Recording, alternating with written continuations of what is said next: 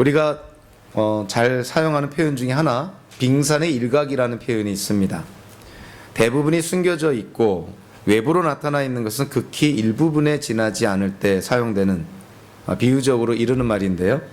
이 과학적으로 설명하면 빙산의 약 90%는 물 속에 잠겨 있고 한 10% 정도만 수면 밖으로 나온다 합니다. 그러니까 우리가 이 알래스카 이런 데 빙산이 떠 있는 거 보면 수면 위에 떠 있는 9배에 해당되는 부피, 그 부피 덩어리가 물 속에 잠겨 있다는 것이죠. 빙산에만 이런 것이 아니라 사람의 언행에도 겉으로 드러나는 모습과 또 감추어진 모습이 있습니다. 그래서 사람의 언행에도 역사가 있다는 것이죠.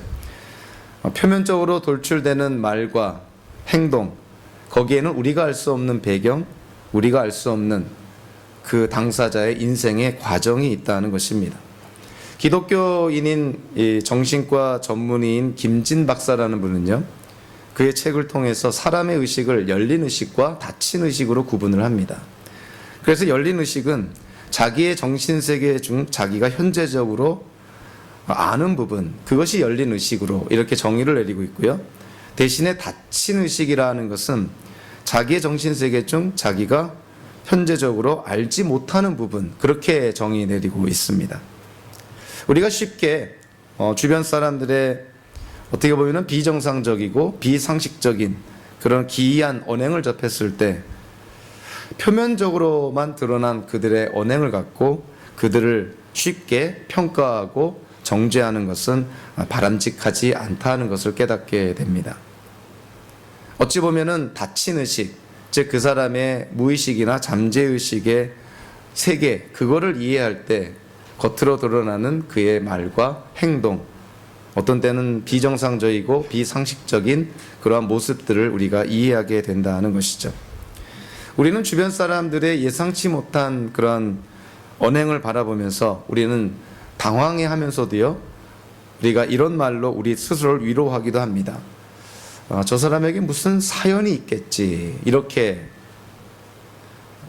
스스로를 위로하기도 합니다. 우리가 알지 못하는 사연이 있어서 저런 말과 행동, 저런 어떤 결정과 선택을 하겠거니, 그렇게 스스로를 위로하면서 그 상황을 지나갑니다. 만약에 우리가요, 주변 사람들, 우리가 만나는 사람들의 이 땅에서의 그런 인생의 여정 속에 그가 겪었던 모든 경험들, 그가 얻은 지식들, 그가 만난 모든 사람들, 또 좋은 것이든 나쁜 것이든 그의 기억 속에 남아있는 모든 것들을 우리가 다 이해하고 알 수만 있다면 그 사람이 어떠한 행동을 해도 결코 그를 미워하거나 정죄하지는 않을 것입니다. 그만큼 겉으로 드러나는 우리의 말과 행동, 그 뒤안길에는 우리가 알지 못하는 그 사람만이 갖고 있는 사연이 있다는 것이죠. 저도 좀 있으면 이제 결혼한 지 30년이 돼 가는데요. 결혼한 지 30년이 돼 가지만 여전히 살아가면서 제 아내를 알아가고 있습니다. 30년이면 다 알 것 같지만 여전히 새로운 모습, 여전히 새롭게 깨닫는 그러한 모습들을 서로가 경험하게 되는 것이죠. 그래서 마치 이 세상은 오늘 설교 제목인 것처럼 사연으로 돌아가는 세상으로 비춰집니다. 겉으로 드러나는 모든 일들, 그 비하인드 스토리가 있다는 것이죠. 그 뒤안길에 우리가 알지 못하는 사연들이 있다는 것이죠. 그래서 오늘 이 본문에 나오는 다윗의 인생 속에, 이스라엘의 역사 속에 일어난 이런 사건들 우리가 바라볼 텐데, 이 사건들을 우리가 표면적으로만 바라볼 것이 아니라 이 사건들이 일어난 이유, 배경, 그 동기, 그 원인, 그것을 우리가 바라볼 때, 그것을 이해할 때 오늘의 사건을 잘 이해할 수가 있습니다. 그저 단순히 반란을 일으키고 단순히 사람을 죽이고 그저 지혜로운 사람 때문에 구원받고 이런 측면이 아니라 도대체 이러한 사건들이 일어난 동기, 배후, 그 배경에는 도대체 우리가 알지 못하는 무슨 사연이 있었을까? 그거를 우리가 이해할 때 오늘의 말씀을 우리가 잘 깨달을 수 있을 것입니다. 많은 학자들은 사무엘기 20장이 끝나고 나면 열왕기상 1, 2장으로 그렇게 이어진다고 봅니다. 그 말은 오늘 본문이 다윗 왕정의 마지막 시대를 우리에게 보여주는 대표적인 성경의 내용이라는 것이죠. 그래서 사무엘기하 21장부터 24장까지는 다윗의 인생 속에 일어났던 여러 가지 사건들, 에피소드들을 모아놓은 일종의 삽입된 그런 구분으로 보고요. 그래서 오늘 본문이 다윗 왕정의 마지막 시대, 말기 시대의 모습을 우리에게 보여준다, 이렇게 이해를 합니다. 그래서 자, 오늘 본문 가운데서 23절부터 26절까지를 보면 다윗 왕정, 다윗 정부의 관료들의 이름이 나옵니다. 근데 사무엘기하에는 다윗 정부의 관료들의 이름이 오늘 본문뿐만이 아니고요, 사무엘기하 8장에도 또 똑같이 등장을 합니다. 물론 약간의 차이는 있는데요, 사무엘기하 8장에 나오는 다윗 정부의 관료들의 명단, 그리고 오늘 본문에 나오는 다윗 정부의 관료들의 명단, 분명한 차이가 있죠. 어떠한 차이가 있냐면 사무엘기 8장은 다윗 왕정의 초기 시대 때 관료들의 명단이고, 오늘의 명단은 다윗 왕정의 말기 시대, 즉 마지막 때의 관료들의 명단으로 그렇게 이해를 합니다. 서론에도 언급이 됐지만 사무엘기하 19장 41절부터 43절까지가 오늘 첫 번째 사건의 배경이 됩니다. 다윗이 요단강을 건너서 예루살렘으로 이제 황궁하려고 하는 과정 속에서 다윗이 속한 유다 지파와 그 외에 다른 지파들 간에 갈등이 일어나게 되는 것이죠. 그래서 오늘 보면 그 바로 앞절에 나와 있는 사무엘기하 19장 43절에 보니까 유다 사람의 말이 이스라엘 사람의 말보다 더 강경하였다. 즉 유다 지파의 말이 다른 지파의 말보다 더 우세하고 더 강경하였다. 즉 그들의 의견이 훨씬 더 강했다는 것이죠. 이런 걸 통해서 지금 이스라엘은 12개의 지파로, 즉 하나의 나라긴 하지만 12개의 지파로 구성된 연합체의 성격을 띠고 있는 것이죠. 나라긴 하지만 지파의 정체성이 굉장히 강한 그러한 성격을 띠고 있습니다. 그래서 나라가 평온할 때는 별로 그게 눈에 띄게 나타나지 않지만 나라가 어려울 때, 그리고 나라 안에 어떤 분란이 생길 때 지파 간의 갈등이 많이 일어나게 됩니다. 그래서 오늘 본문의 시작이 바로 그 유다 지파와 다른 지파들의 갈등으로 말미암은 또 다른 반란의 사건이 지금 기록이 되어 있습니다. 오늘 본문 1절에 보니까 누가 등장하냐면 베냐민 사람 비그리의 아들 세바라는 사람이 등장을 합니다. 베냐민 사람, 즉 베냐민 지파라는 것이죠. 베냐민 지파 하면 떠오르는 대표적인 사람이 한 명 있죠.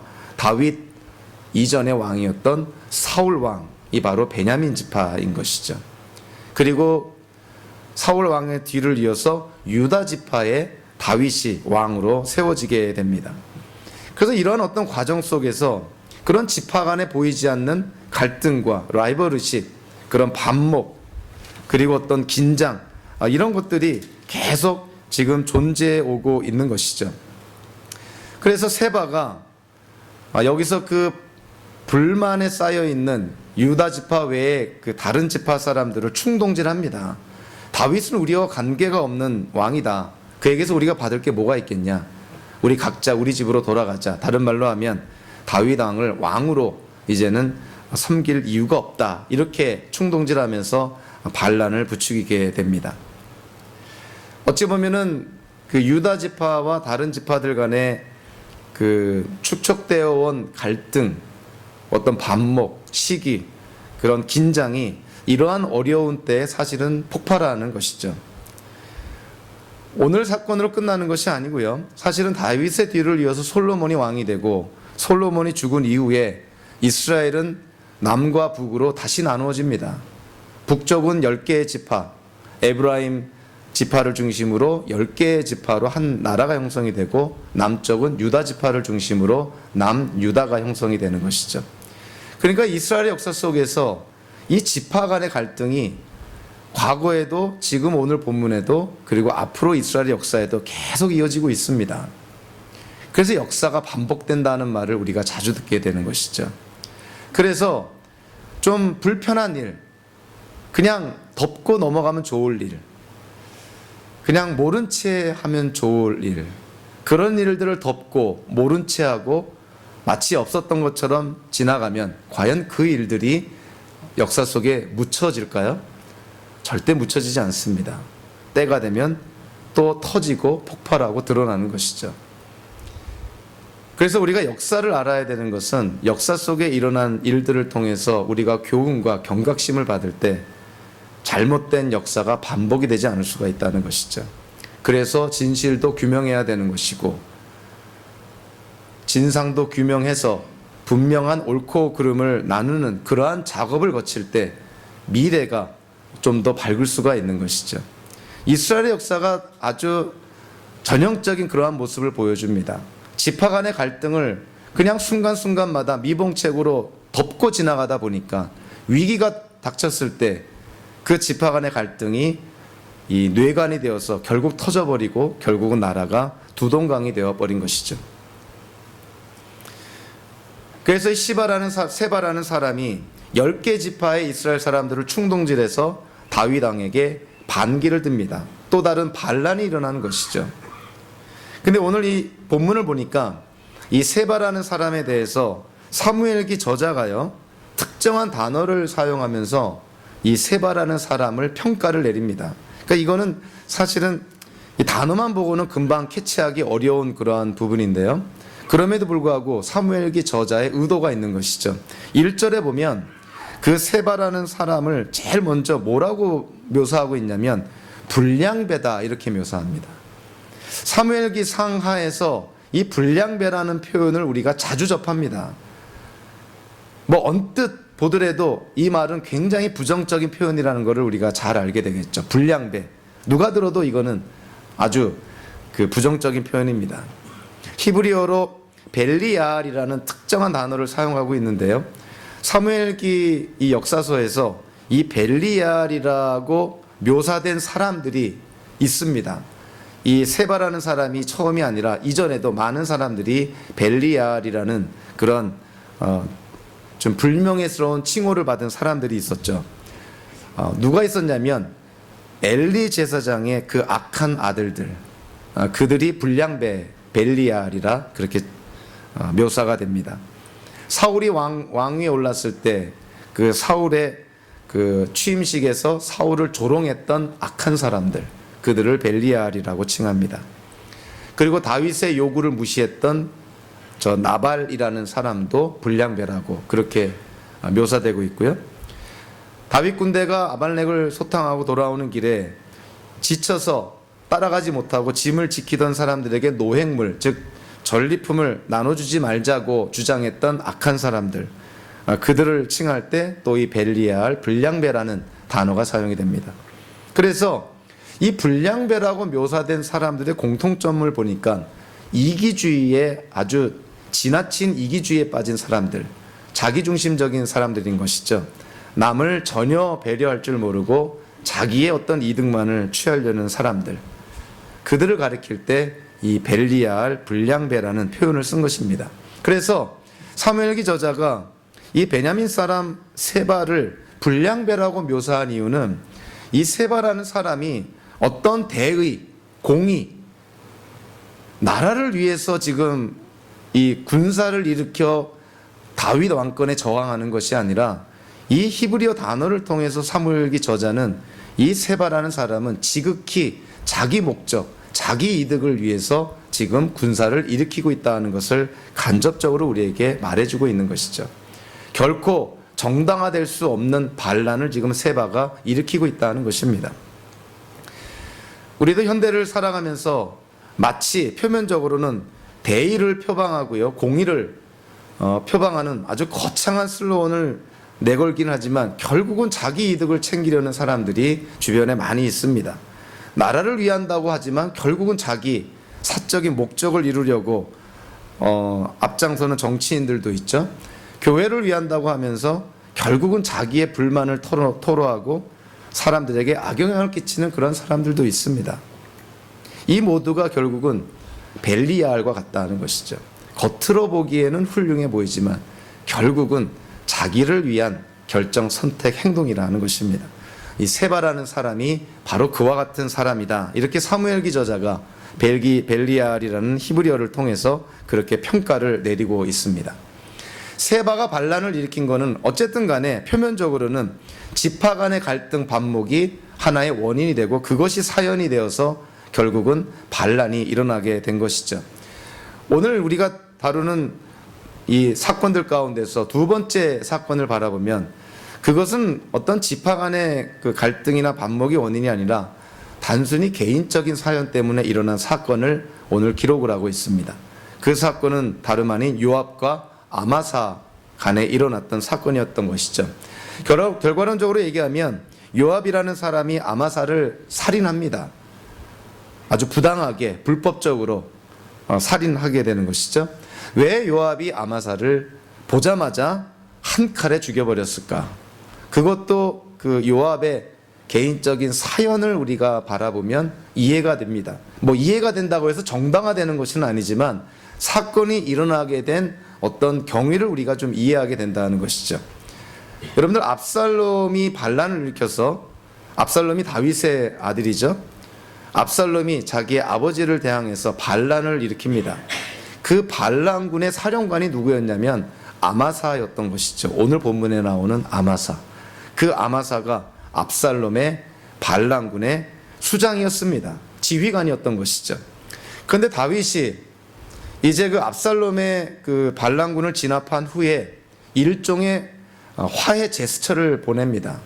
즉 징계하는 것이 아니라 비록 반란군의 지휘관이긴 하지만 그 아마사를 다윗이 포용하고 더 나아가 요압의 자리를 아마사에게 줍니다.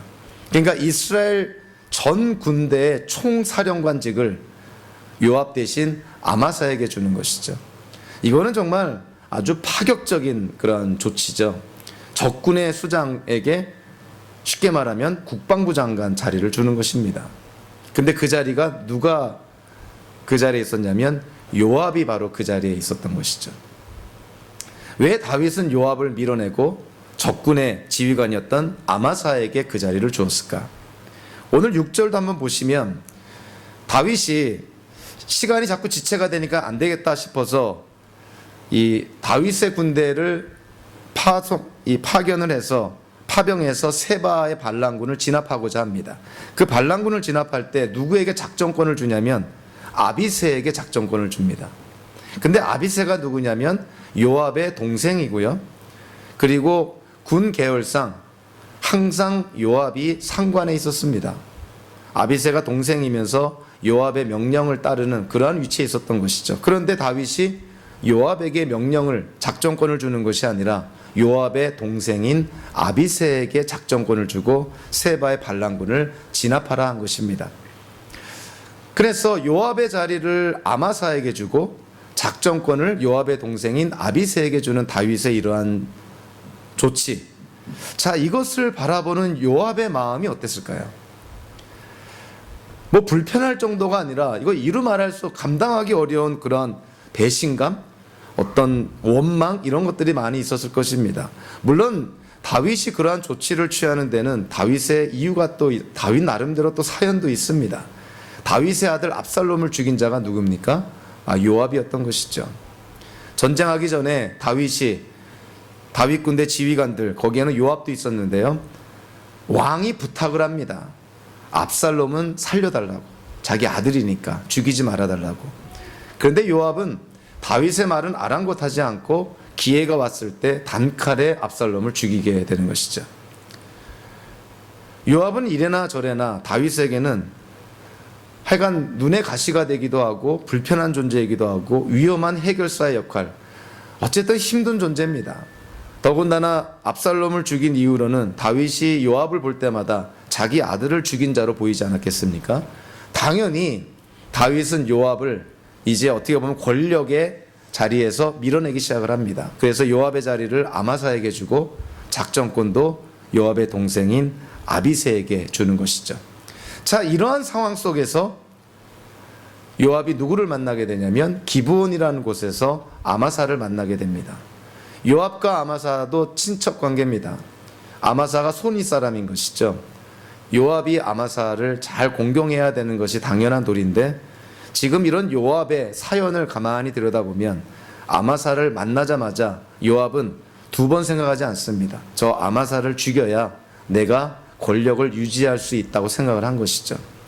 그래서 자기의 손윗 사람임에도 불구하고 다윗이 이스라엘 군대 총사령관으로 임명한 사람임에도 불구하고 요압은 아랑곳하지 않고 아마사를 단칼에 죽여버립니다. 사실 요압은요, 사무엘기를 통해서 살인을 저지른 것이 오늘이 처음이 아닙니다. 처음에 아브넬을 죽이죠. 두 번째는 간접적이긴 하지만 공작을 피워서 우리아를 죽이게 되죠. 그 다음에 다윗의 아들 압살롬을 죽이죠.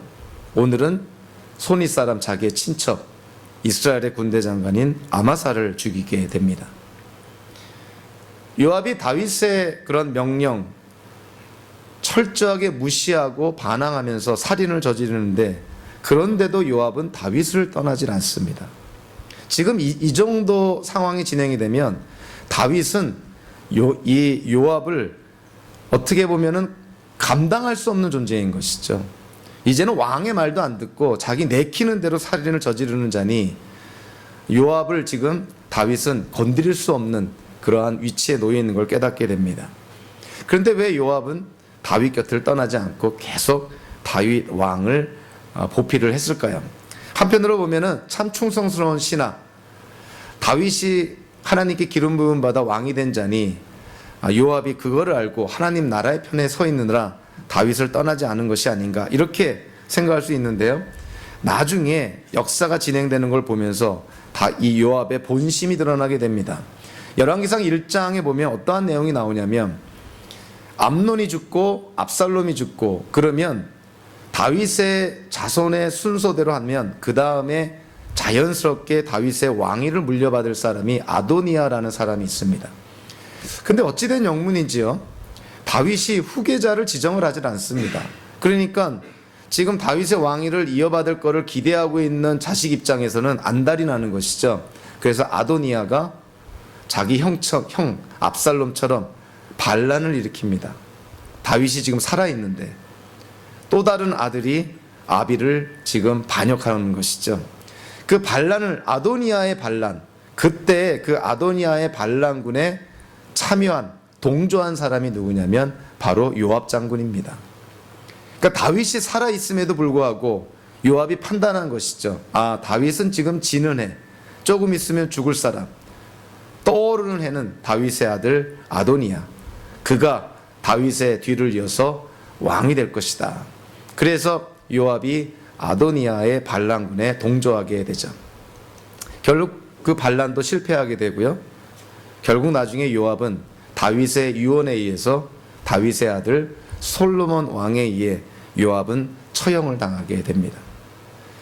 요압의 인생 보면은 참 여러 가지로 호기심을 불러일으키는 그러한 인생이었다는 것을 깨닫게 되죠. 그러나 분명한 것은 요압이 다윗 곁을 떠나지 않은 그 유일한, 어찌 보면은 가장 핵심적인 이유는 다윗을 통해서 권력을 누리기 위함이었지, 다윗에게 충성을, 다윗을 인격적으로 흠모해서 다윗을 존경해서 따르는 그러한 모습은 아니라는 것입니다. 그러니까 요압은 오늘 본문에서와 마찬가지로 자기에게 걸림돌이 되는 자들, 자기가 가는 길에 방해거리가 되는 자들, 이후 여하를 막론하고 다 죽여버립니다. 왕의 명령도 무시하고 죽여버리는 것이죠. 아나무인의 그런 어떤 모습을 보게 됩니다. 자, 이 두 번째 사건에서 우리가 하나 질문해 볼 것이 있는 것이 아마사의 죽음입니다. 아마사, 그의 죽음은 정말 억울한 죽음이었나?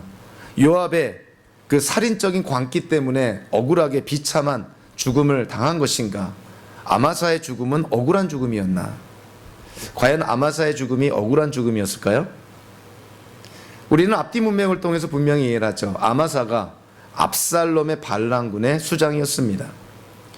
압살롬이 반란을 일으킨 대상이 누구냐면, 물론 자기의 아버지이기도 하지만 하나님이 기름 부어 세운 이스라엘의 왕이었던 것이죠. 하나님이 기름 부어 세운 왕에게 반란을 일으킨다는 것은 궁극적으로 사실은 하나님께 반란을 일으키는 거나 마찬가지인 것이죠. 그런 반란군의 수장이었던 아마사, 거기에 대해서 하나님이 공의롭게 징계를 내리시는 것은 당연한 것입니다. 그래서 아마사의 죽음은 억울한 죽음이 아니죠. 그런 미치광이 요압의 손에 억울하게 죽임을 당한 것이 아니라 아마사는 하나님께 징계를 받은 것이죠. 다윗 왕에게 반란을 일으키는 그런 반란군의 수장이었으니 당연히 징계를 받았던 것입니다. 그래서 하나님께로부터 사실은 죽임을 당한 것이죠. 근데 여기서 우리가 성경적으로 잘 이해를 해야 될 것이, 하나님이 누구를 통해서 아마사를 징계하냐면 요압이라는 악인을 통해서 아마사를 징계합니다. 요압이 아마사를 죽일 때 하나님의 나라, 하나님의 정의와 공의를 실현하기 위해서 아마사를 죽인 건가요? 아니죠. 자기의 욕심을 채우기 위해서, 자기 권력을 위해서 아마사를 그렇게 죽인 것입니다. 그런데 놀라운 것은 하나님이 그 악한 요압의 악한 동기까지 사용하면서 하나님의 뜻을 이루어 나가고 있다는 것이죠. 참 이것이 보통 우리 사람들이 이해하기 쉽지 않은 부분입니다. 하나님은 선한 사람을 통해서 선한 동기를 사용하셔서 하나님의 뜻을 이루어 나가실 것 같은데, 물론 그와 같은 경우가 대부분이지만 특별한 경우에는 악인까지도, 그리고 악한 그런 동기, 악한 죄까지도 사용하셔서 하나님의 뜻을 이루어 나가신다는 것입니다. 여러분들, 북이스라엘과 남유다, 솔로몬 왕 이후에 이스라엘은 이렇게 분단 국가가 돼버리죠. 북이스라엘, 남유다 둘 다 하나님께 우상숭배, 불순종, 사회의 악 때문에 하나님께 징계를 받게 됩니다. 그 징계라는 것은 멸망을 당하는 것이죠. 북이스라엘은 누구한테 멸망당하냐면 아시리아에게 멸망당합니다. 남유다는 바벨로니아에게 멸망을 당하게 되죠. 아시리아와 바벨론, 세계 역사 속에서 가장 잔혹하고 그리고 약탈 근성이 있는 민족입니다. 특히 아시리아 같은 경우는 아시리아 군대가 침략해 온다는 소리를 들으면 모든 성들이 아예 먼저 항복부터 하고요. 항복하지 않고 점령을 당하면 숨이 붙어 있는 것들은 남녀노소 관계없이 다 죽임을 당합니다. 아시리아는 세계적으로 아주 잔혹한 민족이었던 것이죠. 자, 그런데 북이스라엘을 하나님이 징계할 때 어느 민족을 사용하냐면 바로 이 아시리아를 하나님이 사용하시죠. 악한 민족, 잔혹한 민족을 하나님이 사용하셔서 북이스라엘을 징계합니다. 남유다를 징계할 때는요, 아시리아를 무너뜨리고 세계를 지배하고 있던 바벨론을 하나님이 사용하셔서 남유다를 징계하는 것이죠. 즉 악한 민족들의 그런 폭력, 잔혹함, 약탈성을 사용해서 북이스라엘과 남유다를 하나님이 징계하는 것입니다. 자, 그렇다면 아시리아와 바벨론은 어떻게 됐을까요? 그들의 죄로 말미암아 하나님은 그들도 징계합니다. 그래서 아시리아도 멸망하고 바벨론도 멸망하는 것이죠. 신약에도 아주 대표적인 사건이 하나 있죠. 예수님은 이 땅에 오신 이유가 바로 그 십자가의 사건 때문에 이 땅에 오십니다. 인류의 구원을 위해서, 더 나아가서는 하나님께 선택받은 자들의 구원을 위해서 십자가의 사건을 향하여서 예수님의 공생애는 진행이 되고 있었던 것이죠. 십자가의 사건이 이루어지는 과정 속에 누가 등장하냐면 가룟 유다가 등장을 합니다.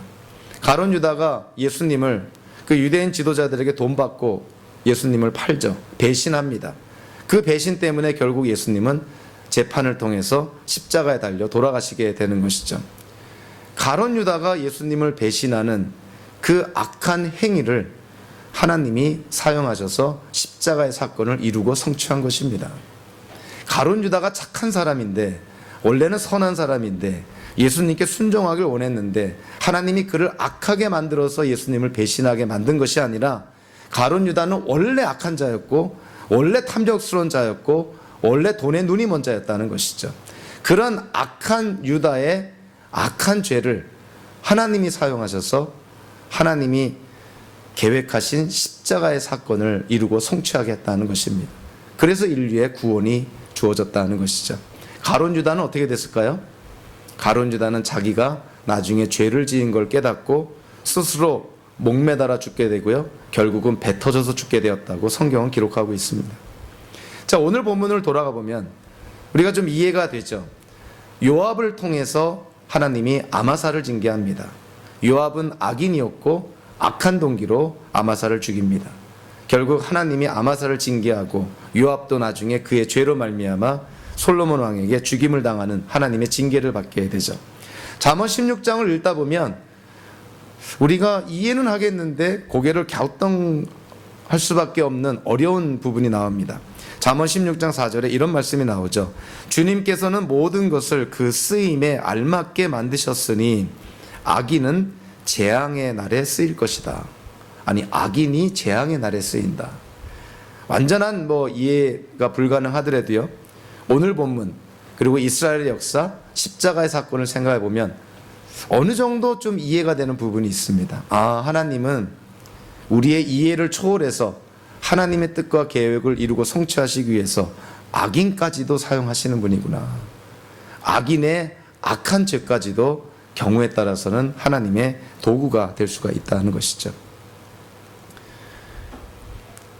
세바의 반란군은 이 예루살렘 근처 기브온, 또 여기서부터 도망치기 시작을 해서 결국 갈릴리 호수 저 북쪽에 벤마아가의 아벨성에 자리를 잡게 됩니다. 어찌 보면은 그 벤마아가 아벨성에 가서 훗날을 도모하는 것이죠. 거기서 다시 군대를 모으고 나름대로 준비를 하겠다는 것이죠. 그런데 그 세바의 반란군을 요압이 이끄는 이 다윗 군대가 추격을 합니다. 그래서 결국 벤마아가 아벨성에서 따라잡게 되는 것이죠. 그래서 결국은 아벨성에서 전쟁이 벌어지게 됩니다.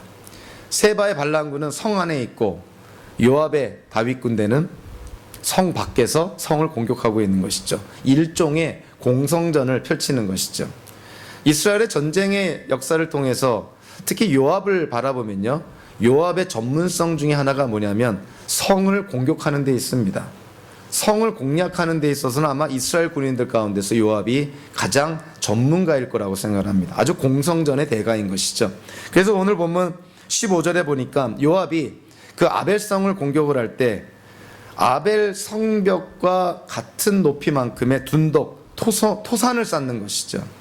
그래서 밑에서 위로 공격하는 것이 아니라 위에서 아래로 공격할 수 있도록 성벽보다 더 높게 토산을 쌓아서 공격을 합니다. 그래서 아벨성이 무너지기 시작하는 것이죠. 이제 조만간에 아벨성은 점령을 당할 것이고, 그렇게 되면 아벨성은 파괴가 되고 아벨성 안에 있는 사람들은 다 반란군에 가입했다, 반란군에 동조했다는 죄명으로 아마 철저하게 죽임을 당할 것입니다. 자, 이때 아벨성에 한 슬기로운 여인이 나타납니다. 앞뒤 문맥을 보면 보통 여인이 아니라 사실 아벨성의 지도자였다는 것을 우리가 깨닫게 되는데요. 아벨성의 그 슬기로운 여인이 나타나서 이 요압 장군과 담판을 벌이게 됩니다. 그래서 그 16절부터 22절까지를 통해서, 특별히 18절과 19절을 통해서 요압 장군이, 즉 다윗 군대가 아벨성을 공격하고 아벨성을 파괴하는 것이 옳지 않다는 것을 설득을 시킵니다. 즉 무력으로가 아니라 말로 지금 요압 장군을 설득하는 그런 아벨의 여인의 모습을 보게 됩니다. 18절 19절에 보니까 이렇게 말합니다. 옛날 속담에도 물어볼 것이 있으면 아벨 지역에 가서 물어보라 하였고, 또 그렇게 해서 무슨 일이든지 해결하였습니다. 저는 이스라엘에서 평화롭고 충실하게 사는 사람들 가운데 하나입니다. 그런데 장군께서는 지금 이스라엘에서 어머니와 같은 성읍을 하나 멸망시키려고 애쓰십니다. 왜 주님께서 주신 유산을 삼키려고 하십니까? 아벨성을 점령하는 것, 파괴하는 것이 옳지 않다는 첫 번째 이유가 뭐냐면 아벨은 유서 깊은 지혜의 도시다는 것이에요. 18절에 보니까 누군가가 문제가 생겨서 어려움에 봉착해서 누군가의 어드바이스, 조언을 필요로 한다면 아벨성으로 갔다는 것이죠. 왜냐하면 아벨성에 그렇게 지혜로운 자들이 많았다는 것입니다. 그래서 옛날부터 전통적으로 지혜로운 아벨성, 또 지혜로운 자들이 많이 살고 있는 이 아벨성을 파괴하는 것은 옳지 않다는 것이죠. 그리고 실제로 그 속담의 내용이 아벨성을 찾아간 사람들은 그가 들고 간 문제들을 다 해결받았다는 것입니다. 그만큼 아벨성은 이스라엘 백성들에게 지혜의 산실로 그렇게 이해가 되고 있다는 것이죠. 두 번째로 아벨성을 파괴하면 안 되는 이유가, 자기를 포함해서 지금 아벨성에 살고 있는 사람들 뭐라고 표현하고 있냐면 평화롭고 충실하게 사는 사람들이다. 즉 다윗 왕정의 반기를 드는 사람들이 아니라 다윗 왕정에 지금 복종하고 다윗 왕정을 따르는 사람들이라는 거예요. 자기네들이 반란군이 아니라는 것이죠. 반란군이 아닌데 왜 우리를 죽이려고 하느냐? 옳지 않다는 것입니다. 세 번째로 아벨성을 어떻게 묘사하고 있냐면 어머니와 같은 성읍이다 이렇게 묘사합니다. 성경에서요, 이스라엘의 어머니라고 표현된 것이 한 번 나오는데 그것이 한 사람에게 묘사가 됩니다. 누구냐면 12명의 사사 가운데 여자 사사인 드보라, 그를 칭할 때 이스라엘의 어머니라는 표현을 씁니다. 그러니까 이 드보라라는 사사가 사실은 예언자이기도 했는데요, 이스라엘 백성이 어려운 일을 당하면 그들을 재판하여 주고 그들의 문제를 해결해 주는 역할을 했습니다. 그러니까 이스라엘의 어머니와 같다는 것이죠. 근데 지금 이 아벨의 이 여인이 지금 아벨성을 뭐라고 표현하는 것이에요? 아벨성이 어머니와 같다는 거예요. 그러니까 이스라엘 백성들이 어려운 일이 당하게 되면 아벨성에 와서 문제 해결을 받고 돌아간, 즉 어머니와 같은 성읍을 당신이 지금 파괴하면 되겠느냐? 그러면 안 된다는 것이죠. 점점 요압이 설득을 당합니다. 네 번째로 마지막에 이 아벨의 그 여인이 언급한 내용은 뭐냐면요, 아벨성은 하나님께서 주신 기업 유산이라는 거예요. 하나님이 주신 기업이며 유산을 요압 당신이 어찌하여 그렇게 파괴하려고 듭니까? 그거는 옳지 않습니다. 그래서 이 네 가지의 그 이유를 들어서 요압이 지금 아벨성을 파괴하는 것이 옳지 않다는 것을 지적을 합니다. 요압이 꼼짝을 못하는 장면을 보게 되는 것이죠. 그 무지막지한 요압도 이 아벨의 이 슬기로운 여인의 논리정연한 이 설명과 이 항변에 꼼짝없이 수긍합니다. 내가 이 아벨성을 파괴하려는 것이 아니라 아벨성 안에 숨어들어온 반란군의 지도자 세바의 머리만 자기한테 주면 자기가 철수하겠다는 것이죠. 그만큼 꼬리를 내리고 아벨의 여인의 말에 설복을 당하게 되는 것이죠. 그래서 결국 이 아벨의 여인이 아벨성 주민들을 설득을 해서 반란군의 지도자인 세바의 머리를 잘라 성 밖으로 던집니다. 그래서 요압이 결국은 그 진압군을 철수시키고 각자 고향으로 돌아가게 됐다. 이런 내용의 사건인 것이죠. 아벨의 이 여인은 분명한 아벨성의 지도자였다는 것을 깨닫게 됩니다. 아벨성을 대표해서 요압과 담판을 벌였고요. 그리고 자기가 결정을 내리고 그 결정을 주민들을 설득을 해서 실제로 실행하게 만든 것이죠. 이 아벨의 이 슬기로운 여인 때문에 요압은 또 다른 어리석은 행동을 하지 않게 되었고, 아벨성은 전쟁과 살육, 파괴를 피할 수 있게 됐고요. 다윗 왕도 무죄한 아무 죄 없는 자신의 백성을 학살했다는 그런 어떤 악평을 다윗 왕도 피하게 된 것이죠. 그러니까 이 아벨성의 슬기로운 여인 때문에 사실은 많은 사람들이 득을 보게 됩니다. 자, 오늘 본문을 이제 마무리하면서 그럼에도 불구하고 오늘 본문에서 참 이해할 수 없는 내용이 하나 나옵니다. 그것은 바로 3절의 내용인데요. 다윗이 예루살렘 자기 왕궁으로 황궁을 했을 때 자기가 압살롬의 반란을 피해 도망가면서 그 왕궁에 남겨놓은 후궁 10명이 있습니다. 왜 남겨놓았는지 알 수가 없습니다. 어쨌든 남겨놓고 떠납니다. 인간적으로 생각하면 당연히 데리고 떠났어야 되는데, 압살롬이 다윗 왕궁을 점령하고 나서요, 아히도벨의 그런 미친 계략을 따라서 사람들이 보는 앞에서 다윗의 후궁 10명을 다 겁탈하는 것이죠. 다윗이 황궁에서 그 사실을 알게 되었고요. 다윗의 처사가 어떻게 되냐면 그 후궁 10명을 위로하거나 어찌 보면은 그들을 잘 보살펴 주는 것이 아니라 그들을 별실에 가두어서 먹을 것만 주고 평생 생과부로 지내게 했다는 것이죠. 다윗이 왜 이랬을까? 아무리 봐도 이해가 되지 않습니다. 압살롬의 반란군의 그 사령관 아마사는 죽이기는커녕 오히려 이스라엘 군대의 총사령관의 역할까지 주면서 화해 제스처를 보인 다윗이 왜 자기의 후궁들, 그것도 힘이 없어서 압살롬에게 겁탈을 당한 그 후궁들을 왜 이렇게 매정하게 대했을까? 여기에 대해서는 변명의 여지가 없습니다. 이 다윗의 자기의 후궁들을 이렇게 악하게 대한 것은 정말 아무리 봐도 변명의 여지가 없는 것이죠. 자, 그런데 하나님께서 왜 이 이야기를 성경에 기록으로 남겨놨을까? 한번 생각해 보게 되는 것이죠. 그래서 오늘 본문에서 여인이 사실은 대조적으로 다른 두 여인이 등장을 합니다. 하나는 다윗의 후궁 10명이고 또 다른 여인은 아벨성의 슬기로운 여인. 이게 대조가 되는 것이죠. 이 두 대조되는 여인의 모습 속에서 놀랍게도 저와 여러분들의 모습이 보여지는 것입니다. 성이라고 한다면, 성에서 살았다고 한다면 그거를 좀 더 확대 해석하면, 현대적으로 해석하면 세상 안에서 사는 것이죠.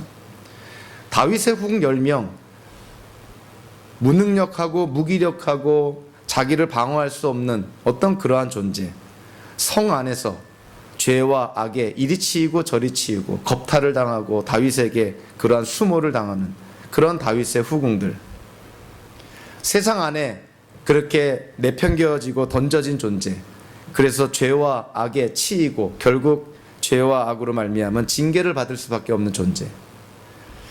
어찌 보면 그러한 존재가 우리가 예수 믿기 전에 우리의 모습이 아니겠습니까?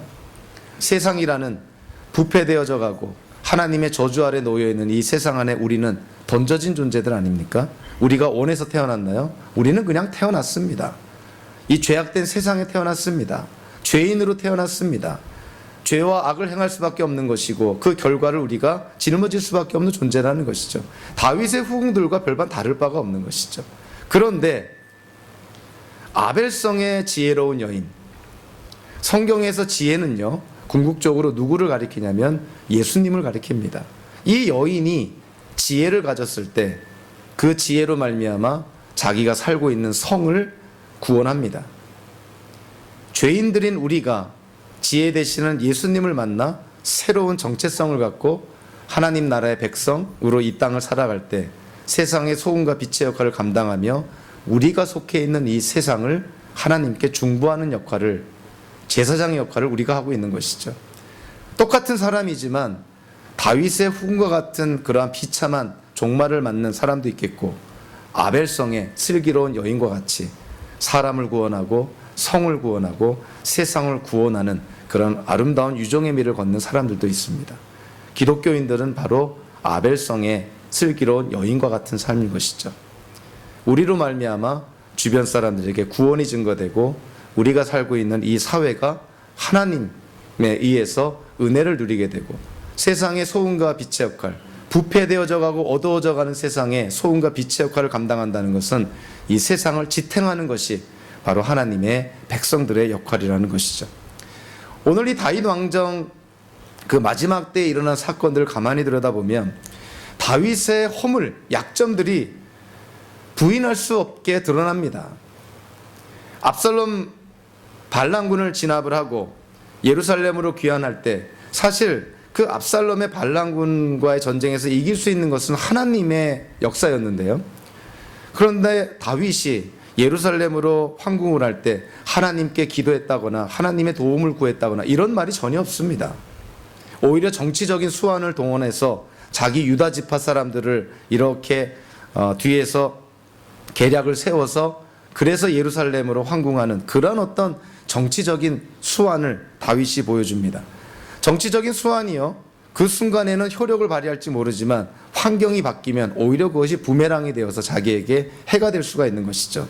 다윗이 바로 그 꼴을 지금 당하고 있는 것이죠. 다윗 왕궁에 남아있던 10명의 후궁들에 대한 다윗의 처사, 뭐 변명의 여지가 없습니다. 어떠한 이유로든 그렇게 다윗의 후궁 10명을 그렇게 매정하게 그렇게 처리해서는 안 되었던 것이죠. 다윗의 어찌 보면 극복할 수 없는 인간의 한계를 보여주게 됩니다. 또한 요압은 아마사를 죽이고 결국은 이스라엘의 사령관이 됩니다. 다윗이 어찌 해볼 수 없는, 손볼 수 없는, 다룰 수 없는 그러한 존재가 돼버린 것이죠. 요압이야말로 다윗의 리더십에 가장 치명적인 흠집을 내는 사람입니다. 이런 어떤 다윗의 허물들, 하나님을 의지하기보다 정치적인 수완, 공명정대하게 일을 처리하지 못하고 다윗의 후궁들에 대해서 이렇게 매정하게 비정하게 처리한 것들, 요압을 두려워해서 처리하지 못하는 그런 다윗의 그런 허물들. 그럼에도 불구하고 우리는 하나님께서 다윗 왕정, 다윗 왕권, 다윗의 왕위를 계속 이어가게 합니다. 우리는 다윗이 잘해서, 다윗이 순종을 해서, 다윗이 훌륭하기 때문에 하나님께서 다윗과 언약을 맺고 축복을 하셨나 이렇게 생각하지만 사무엘기 상하를 통해서 다윗의 인생을 보면 그런 말이 전혀 나올 수가 없습니다. 다윗도 우리와 같이 허물 많은 사람이고 죄를 지었고요, 죽어 마땅할 죄인이기도 했고, 결국 그 때문에 그의 집안에 피바람이 일어나게 되고, 그럼에도 불구하고 하나님은 다윗과 맺은 언약을 지켜나갑니다. 다윗이 하나님께 얼마나 신실했느냐가 중요한 것이 아니라 하나님이 다윗에게 얼마나 신실하게 그 약속을 지키셨는지가 훨씬 중요하다는 것이죠. 저와 여러분들이 하나님의 은혜로 구원을 받고 구원받은 자로 이 땅을 살아가는 것, 우리가 얼마나 하나님께 순종하고 신실했기 때문에 우리에게 공로를 돌리는 것이 아니라 우리를 구원하신 하나님의 그 신실하심 때문에 저와 여러분들이 지금 이 자리, 이 모습으로 하나님의 자녀로 이 세상을 살아갈 수 있게 되었다는 것입니다. 여러분들, 누구에게 시선을 돌려야 될까요? 누구에게 우리의 시선을 고정해야 될까요? 우리 자신에게 시선을 고정해야 됩니까? 주변 사람들에게 시선을 고정해야 됩니까? 세상의 풍조의 시선을 고정해야 됩니까? 다 유한하고 불완전하고 결국은 사라지고 없어지고 말 것입니다. 영원히 변치 않는, 우리를 향한 영원히 변치 않는 그런 사랑, 그런 언약, 신실하심을 지켜나가시는 그 하나님께 저와 여러분들의 시선을 고정해서 남은 인생이 하나님께 영광을 돌리는 성도의 삶을 사시기를 주님의 이름으로 축원합니다. 기도하겠습니다. 고마우신 하나님,